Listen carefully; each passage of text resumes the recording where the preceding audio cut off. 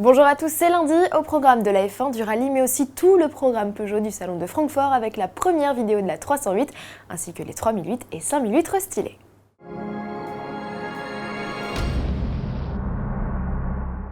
C'est la fin des vacances chez Peugeot. En ce lundi 26 août, une avalanche de communiqués nous parvient à la rédaction. À quelques jours de l'ouverture des portes du salon de l'automobile de Francfort, le constructeur dévoile son plan d'attaque produit.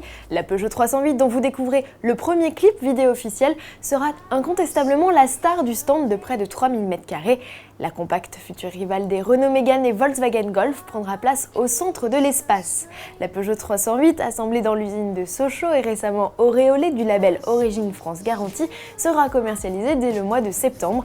Les prix débutent à 17 800 € avec le 1 litre de essence 82 chevaux et 21 250 € avec le HDI 92. Les premiers essais de la Peugeot 308 ont lieu cette semaine. Retrouvez les impressions de nos essayeurs dès le 2 septembre dans Auto Plus.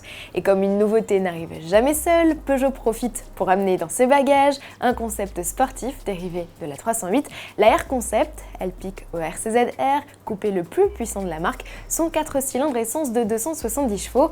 Outre son look bestial, Peugeot a également modifié la fiche technique, la dotant d'un différentiel à glissement limité ainsi qu'un système de freinage plus endurant. À leur côté, les 3008 et 5008 restylés. Tous deux lancés en 2009, la coqueluche des baroudeurs et le monospace reçoivent donc leur premier coup de blush. Cela se caractérise par une face avant redessinée intégrant la fameuse calandre flottante et de nouvelles optiques.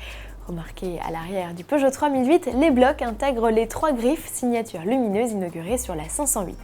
À l'intérieur, les deux modèles optent pour une caméra de recul et un affichage tête haute couleur. Côté technique, la boîte ETG6 version améliorée de la BMP6 fait son entrée sur les versions iHDI 115 chevaux et hybride 4. Enfin, notons l'arrivée du bloc 1,6 litre THP de 165 chevaux en renfort du 155 sur les deux modèles, lancement imminent. Enfin, pour conclure ce chapitre Peugeot, voici les premières images du concept 208 hybride FE. Ce concept à l'étonnante poupe de 308 associe un 3 cylindres essence à un bloc électrique. Grâce à une aérodynamique optimisée, une masse réduite de 200 kg et de nouvelles liaisons au sol avec pneus à faible résistance au roulement, la 208 hybride FE n'émet que 49 g de CO2, soit 2 fois moins que la 208 1 litre VTI selon Peugeot, mais elle accélère aussi fort que la GTI avec un 0 à 100 km/h annoncé en 8 secondes. Pour finir du sport, Dani Sordo remporte son premier rallye international en Allemagne, une manche de WRC où Sébastien Ogier s'est sorti.